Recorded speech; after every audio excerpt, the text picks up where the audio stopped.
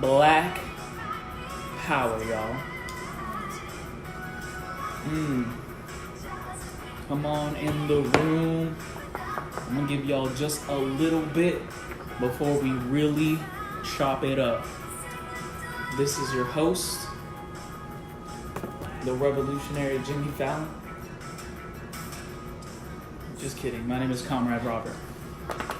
And this is Proper-gander. What if I pause it here? Will it affect that? It looks like it. Black power, comrades. Ask them if they can hear you. Can y'all hear me okay? Because I have muted. Ask them.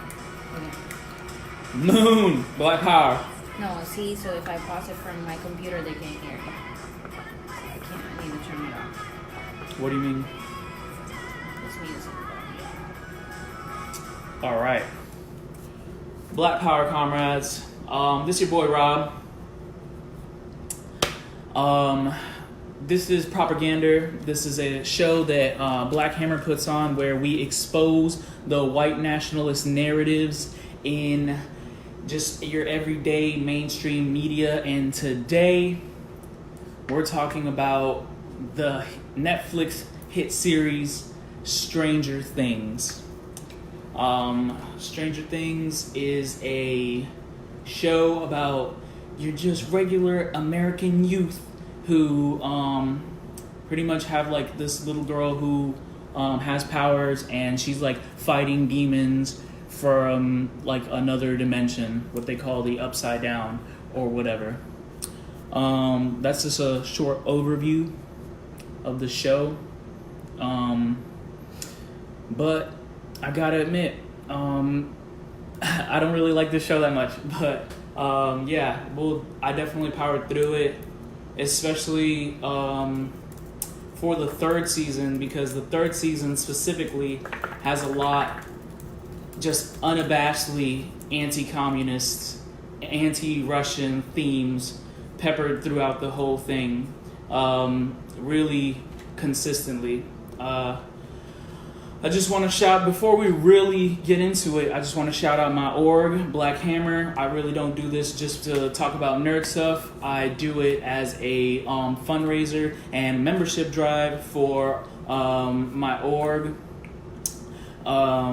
If you like what you're seeing, if you like what we do, if you know about the homeless food drives, if you know about the defense classes that we're doing for gender and sexually non-conforming African trans people, who's doing that? Doing gun clubs in Atlanta. What else? We're fighting for what's it called? Protect Our Girls campaign. Yeah, for the Protect Our Girls campaign. We're fighting for custody rights to take these young girls away from their abusers and back to a loving home. So if you support any of that stuff that I just laid out, please donate at the links posted below. And it's time, y'all, to take a Proper-gander at Stranger Things. So Stranger Things is essentially a product of a new Red Scare. What a Red Scare is, in the Cold War era, because of the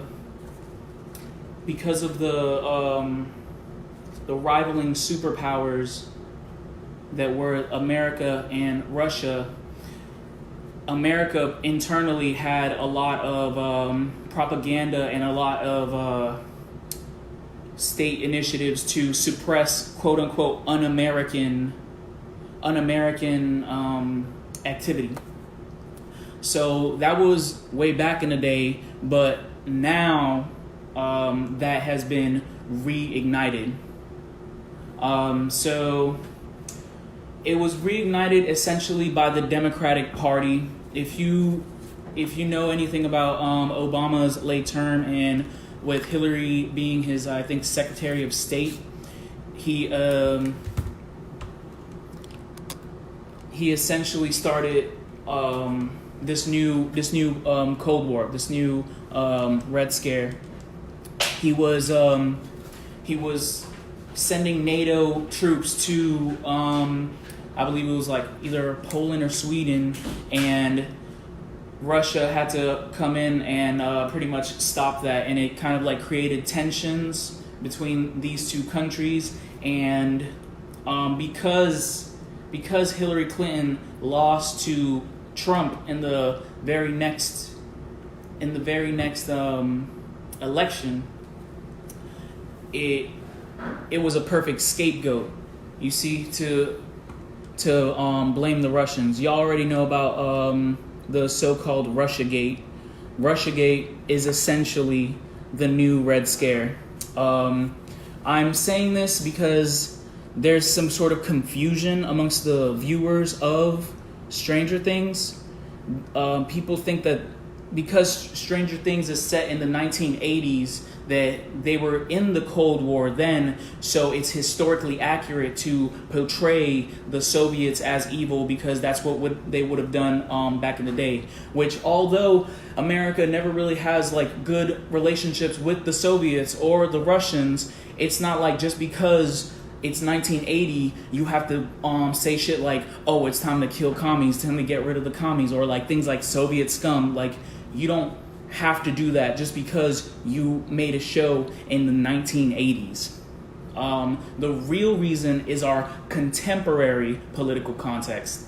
That is why they made the show the way it is, because of the things like the Mueller report trying to indict Trump, that orange Cheeto looking motherfucker. They try to indict him with collusions of Russia. Now, what I'm here to say is all that shit is bullshit. And it's been proven bullshit since the very beginning. It was based on very frail claims from the Washington Post. And since then, there's been so many investigation after investigation that have just been disproven every single time. And even its most recent incarnation, like, proved without a doubt that there was no collusion between the Russian government and the American government. The real reason Trump was elected was, one, because he appeals to the racists, the racist on the ground level. He appeals to the white nationalists. It's unabashed white nationalism. And after Obama, them crackers needed that shit. And the fact that okay, so I'm getting some info. Can y'all hear me clearly? Can y'all say in the comments if you hear me clearly or not? I can see you. It says interrupted. Let me know, because I'm kind of going off. And I don't want to... Y'all gotta let me know. Can y'all hear me?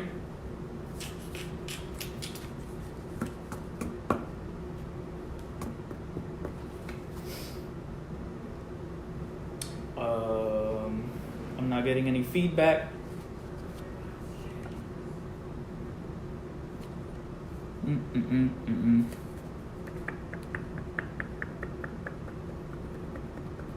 Let me know if y'all can hear me. I gotta say idea. Can I be heard?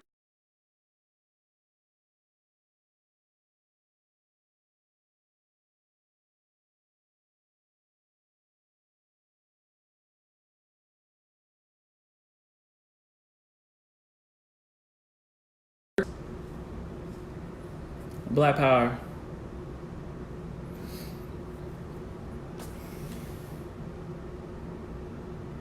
Okay, so I guess I just have no choice but to keep going, really. So the political context of that this show was made was in this new Russiagate scandal, and people have already, the media has already accepted this narrative that Russia hacked the Americans' like electoral systems and whatnot. But it's a kind of like biblical faith at this point. It's not based on any fact. It's based on just like this kind of like hopeful wishing in a way, because they don't want to believe that Trump had won in his own like legitimate way. I mean, at least as legitimate as America's electoral processes can be, which is not a really democratic process at all. So yeah, if you don't believe me that is the influence of this show, you need to not look any further than the mayor character of this show, Mayor Klein. The mayor, he is like a corrupt politician. He has like big money in his pockets, and he literally is in cahoots with the Russians invading this town. I believe it's called Hawkins. So he is represented. He's like a stand-in for Trump, essentially. And if you don't believe me in that regard, you should really pay attention to the part of the carnival in which they pan towards the carnival, and you could see his sign, and it is exactly a Trump 2020 sign, just with the words Klein, right? And there's also a segment where like you can see that like people were protesting against Mayor Klein's like political campaign or whatever. They were protesting outside his office, and that's reflective of how unpopular and like the kind of protest that Trump gets, because he's like a rabid white nationalist, and some people don't believe that America is a white nationalist government, which it is. This show is very skillful in the way it portrays its American patriotism. It's obviously one to the liberal sector of the white ruling class. It peppers its whole scenes with Star-Spangled Banners. Like the capitalist culture of America is really put on a pedestal here and put in the forefront. Wherever you see a character in a store or even in their room, they are consistently like eating like products like M&Ms or whatever, and it's always they always show the label first. You know what I'm saying? And it's also like vintage products. You know what I'm saying? It's a kind of fetishism of these old-timey, like a nostalgic feeling for these products that they associate with happiness in this show. Sorry. I think it's because I'm not connected to the internet, but this is happening. Black Power, y'all. Give me a second. We're going through some technical difficulties. Black Power. Hopefully y'all see me better. I don't know. Okay, so I was saying that this show is honestly like very masterful in portraying atmosphere. Whenever they show America or what is to be known as American culture, which is a capitalist culture of consumerism, they show their white working class citizens drinking Slurpees, and even like a regular ass 7-Eleven has all its colors just popping.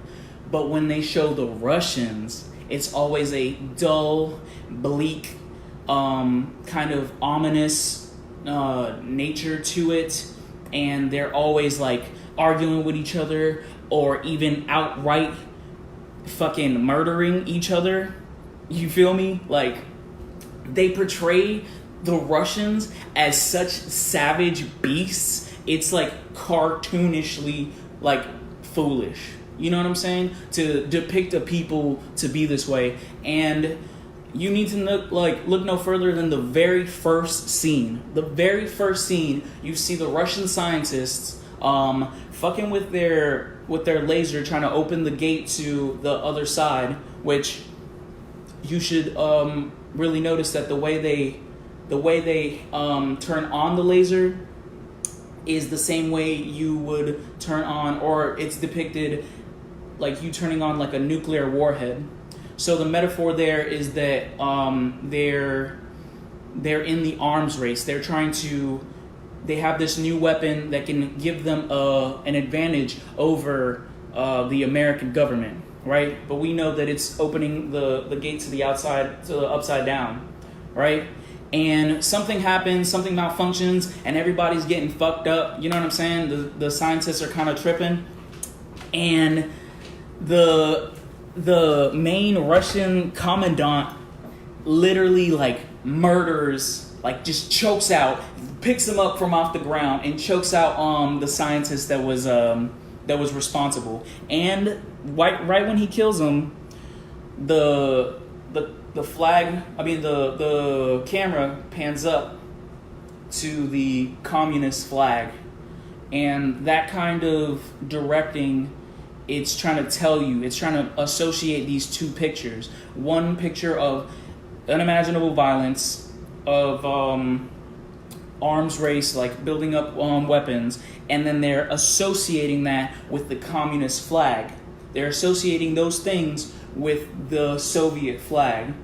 Immediately, they show a mall, which a lot of this actually takes place in that mall, and it's like motherfuckers like making corn dogs and being at work, and it's like kids hanging out, and it's like everyone's happy in the capitalist system. And it's the same way that they associate violence and being unsociable with communism. They associate happiness and like friendship and all that stuff with capitalism, and it's all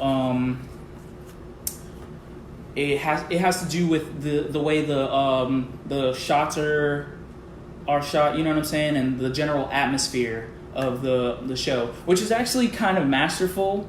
But you have to be really critical, because when something is that like expensive looking, when something is done like that well, it means it's well funded, and that means that there's an agenda being pushed, because whoever's paying for that has an agenda to be pushed, right?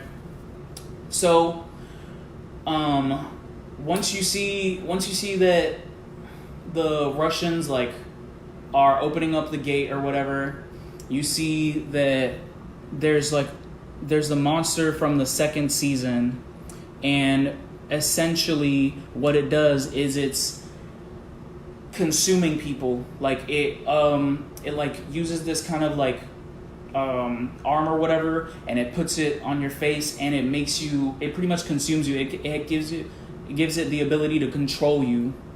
And that is a long-standing tradition of anti-communist films. The idea of a hive mind is always associated with communism. So pretty much the mind flayer, as they call it, the mind flayer gets its victim, right? Controls it. The victim no longer has like individuality, controls it, and then eventually like melts down that victim's body so it can like synthesize onto its own body, and becoming like one union. So really, that's a textbook anti-communist allegory for the paranoia of the communal kind of idea that communism has. When I say a long-standing tradition, I mean movies like The Return of the Body Snatcher or George A. Romero's zombie films. People have interpreted those as anti-communist films, especially The Return of the Body Snatchers, which is the same thing. Pretty much aliens come down and like consume people and take over, and then they're like walking automatons or whatever. And the frightening part of that is the loss of individuality for the viewer, for the American viewer. So in the same regard, they're associating that with communism, and they're afraid to lose their individuality, because America is a country founded on capitalism and the political philosophy of liberalism, where liberalism pretty much the individual is the end all be all. If you do for the individual, everything else fixes itself. That's really the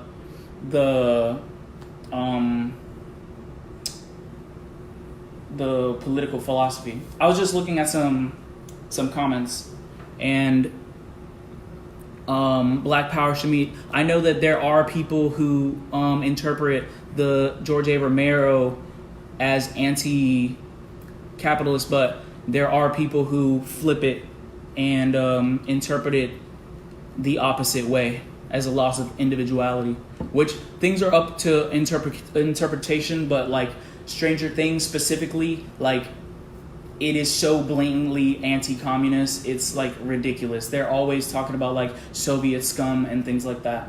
So let me just scroll down. I want to make sure that y'all are following me. You feel me? Yeah, Black Power Valencia. Stranger Things is really not all that. It's just expensive looking. I think that the most appealing thing for Stranger Things is like this white nationalist like nostalgia to it. It's almost like a Make America Great Again thing, where people who live here or are youth, right? They see everything that's going on in America or whatever, and they long for a better time. This kind of propaganda, this kind of representation of that time fits that narrative of like, oh, this is the better time. This is where we had Chuck Taylors and we rode our bike to the mall and we had corn dogs and, you know what I'm saying? Like, we made out and make out point and shit like that. So like, that's how people think about these times, because they know it via the propaganda. So yeah, just wanted to make sure y'all following me. So the body snatcher thing is definitely allegory for the fear of losing individuality to communism. Next thing on my little card notes thing is the goddamn pig, which is like the main fucking character. He's like this renegade cop that doesn't play by the rules or whatever. And I just want to speak to how much the white populace loves that kind of narrative. They love the idea of a cop who's almost like this cowboy type. Like, he's slinging guns, he's like smoking his cigars, he's not in tune with his feelings, he's too masculine to have feelings and shit. So like, they idealize this man. So there's the ideal man, and there's the fact that he's a cop. And the appeal of the renegade cop is that he is not a puppet to the state. He's not a puppet to the white ruling class. So that's appealing to him, because people still, even though they fucking love America and shit, even though, yeah, the average white colonizer, exactly, deal. They love that shit. They love a renegade cop that doesn't play by the rules. It's like in a whole bunch of motherfucking movies. It's in Fast and the Furious, Bad Boys 2, where it's like some neo-colonialism shit where the cops happen to be black. But yeah, the fantasy is that the renegade cop is not subjected to the white ruling class and is acting on morals, which is completely a fantasy, because as I'm pretty sure everybody in this room knows, that if you are a cop, you work for white power. That is your condition. That is the condition of your employment. If they make a law up there, if the white ruling class makes a law, you have to enforce it on the ground level. That is your job as a pig. Yeah, it really speaks to like some like fake ass fantasy that these people have, that like cops are good people essentially. Black Power Cameron.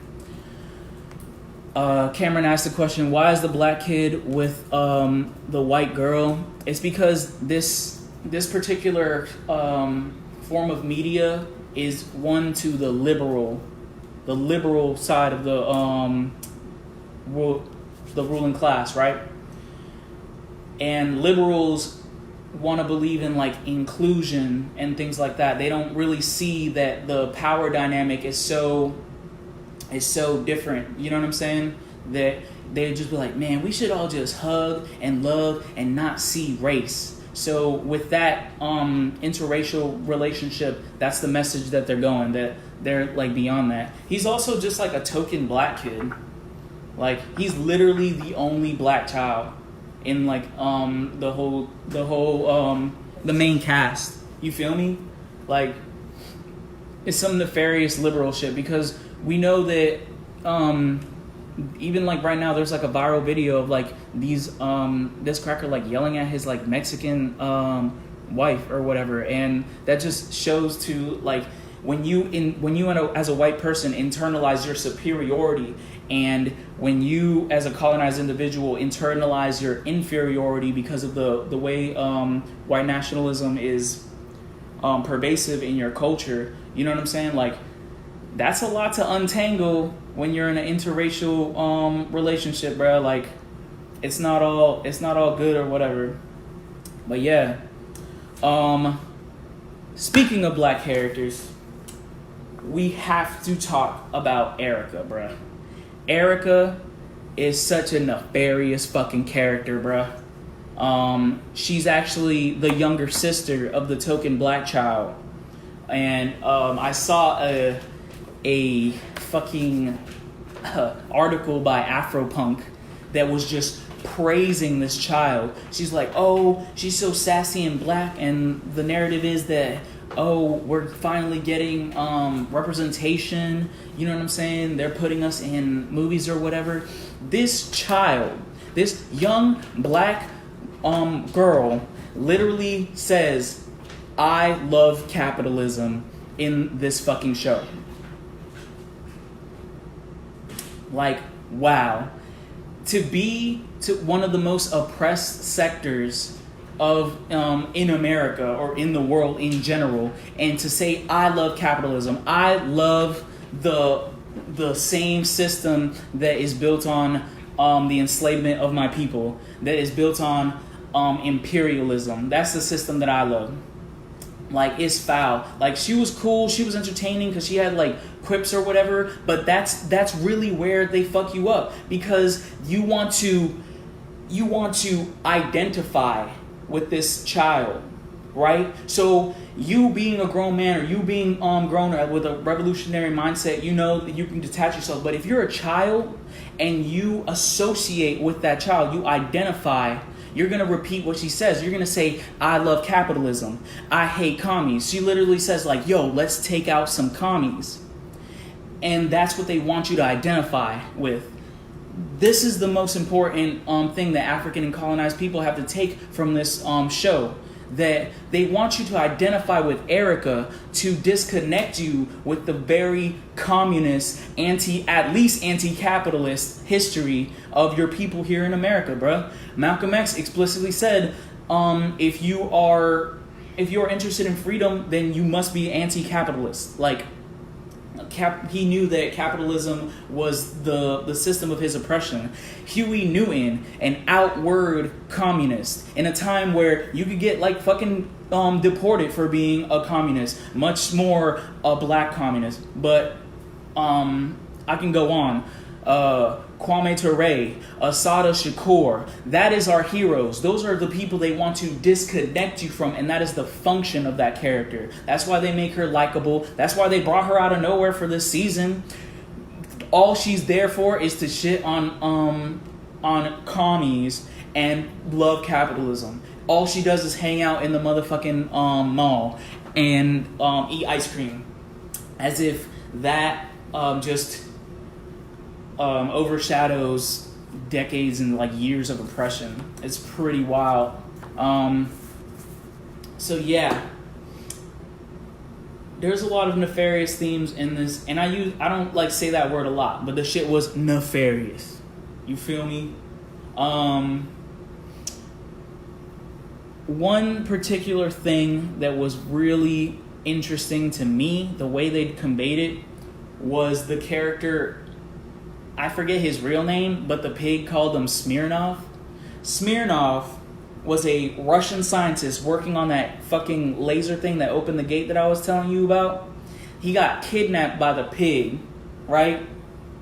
And the pig wanted information from him because all pigs know how to do is use violence to extort people.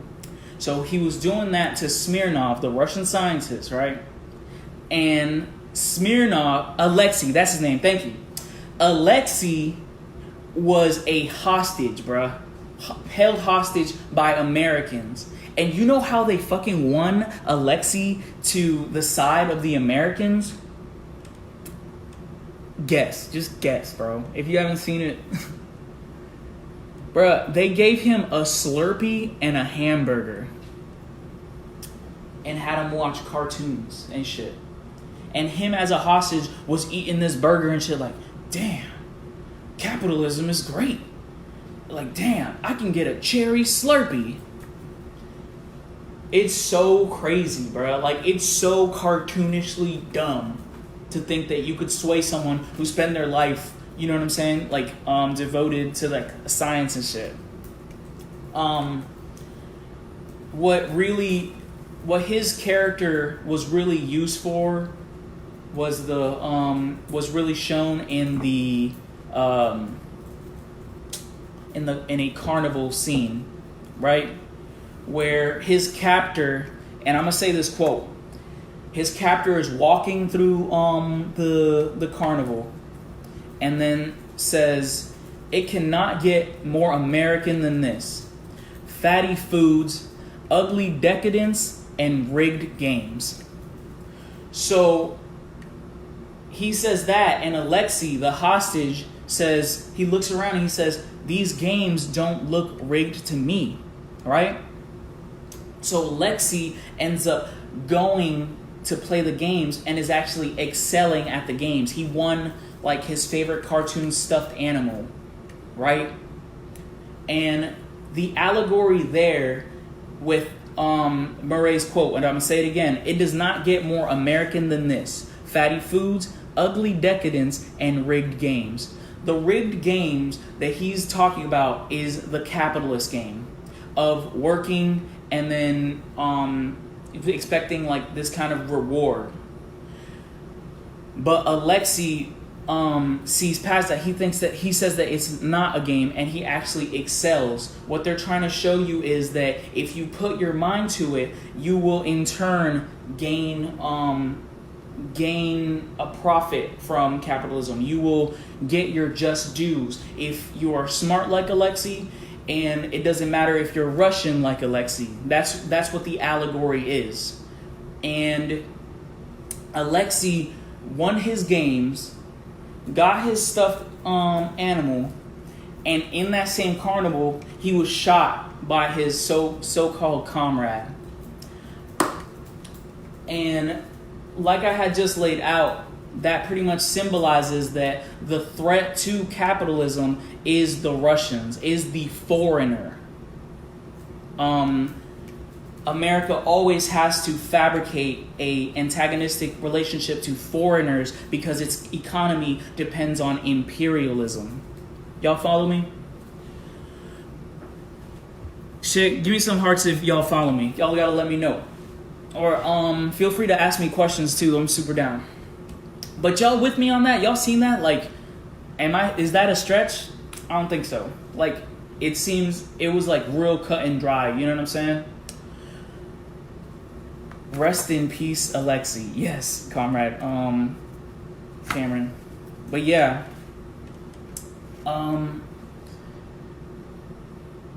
In conclusion, really, Lucas the Black Kid is kind of lack agency. That makes a lot of sense. Yeah, Lucas just tags along with all his white friends. So really, to me, the Mind Flayer represents like the chaotic threat of communism to America, represented in the everyday white cast. You know what I'm saying? Like the white cast, like one of them comes out as a lesbian, which and like the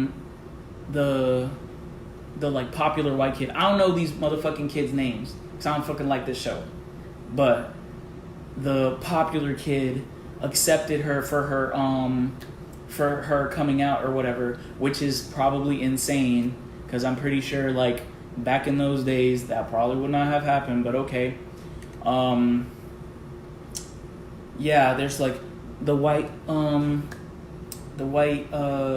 lesbian girl, the popular white boy, the kid, the young black child or whatever. All these are supposed to represent like how diverse America is and how if we could just get along, you know what I'm saying, with completely with a disregard to the to oppression and the way how foul America treated all those marginalized people. They want you to forget that oppression, and they show you a picture of everybody just getting along, and you just think that like, oh yeah, we just need to do that, when really we have to overturn the oppressive system. If we ever do want to get along, y'all gotta stop fucking oppressing us. That's just the way it is. But yeah, Stranger Things is born out of this Russian Red Scare. It's like so violently anti-fucking Russian. It's like, it's wild. But that's like the main overview that I had so far, comrades. I hope I didn't ramble too much. I hope I was like consistent or whatever, but I'm down to open it up. Hit me up in the comments, bro. Hit me up. Ask me some questions.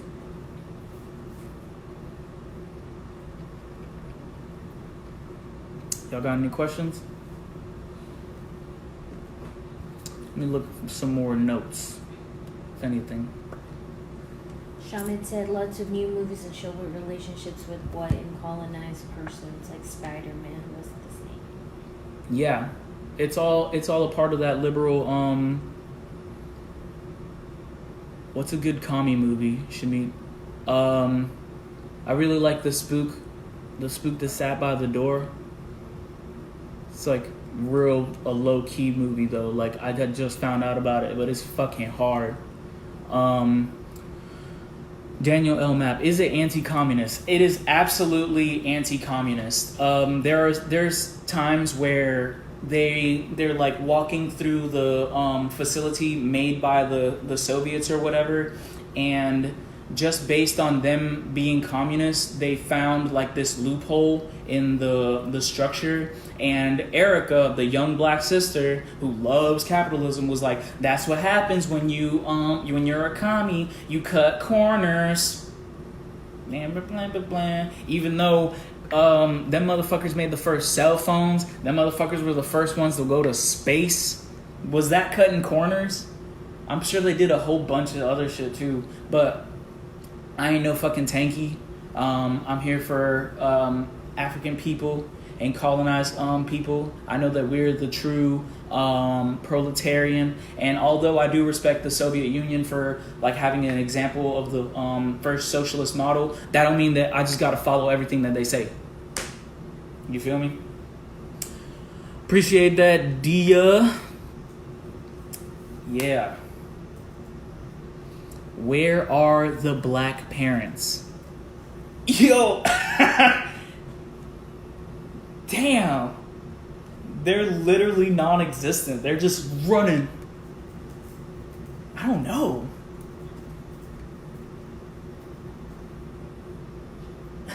Black Power, Pedro. I really appreciate that. Yeah, you really gotta think of things as like a metaphor, you know? This is like an easier one because they outwardly said what this is about. Like they outwardly like I heard the rumors that it was anti-communist, anti-Soviet, but like just watching that motherfucker was wow. Like they would just constantly shit on Russian motherfuckers, bro. It is crazy. Randy, they weren't at the fair? Was they at the fair? They didn't show them motherfuckers, bro. They didn't show them the parents, bro. I'm gonna tell you that. Shamit, you need to do Black Panthers. Wow, Kimia, that's actually a good point. That the lack of them not showing their parents could be an allegory for the absentee black parent trope. I could see that. Absolutely. Any more questions? Keep it coming, y'all. I'm also down, like, if you catch this later, I'm probably going to be following this, so you can, like, feel free to post a comment, even if you caught it later. Is there anything I liked about the show? Bruh, I feel like I kind of like the action. I'm not going to lie. Like, it wasn't something that was super, like anime fight scene where it's, like, well choreographed and motherfuckers is dodging. But it kind of has, like, that high stakes type shit. Because, like, when Eleven uses, like, her powers, she kind of, like, fucks herself up. She, like, bleeds out her nose and stuff. And you're just like, damn. Like, how long can she do that for? And she's straight fighting, like, this crazy beast. Or, like, the people who were, like, possessed by that mind flare or whatever, they also were, like, way more powerful. Like, ridiculously more powerful. So that was kind of cool. It was on some old X-Men shit. That pretty boy just stopped being racist? Probably not. He did sacrifice himself for the greater good. And I think what they were trying to do, because the pig also sacrificed himself, I think because this is the liberal sector of the ruling class, they really subscribe to that, like, white feminist line. So what I think that they were trying to do with having, like, the male patriarchs, or people who exhibit patriarchal machismo, they sacrifice themselves. Because if you look back in the past, a lot of the time the woman kind of, like, sacrifices herself for the man consistently.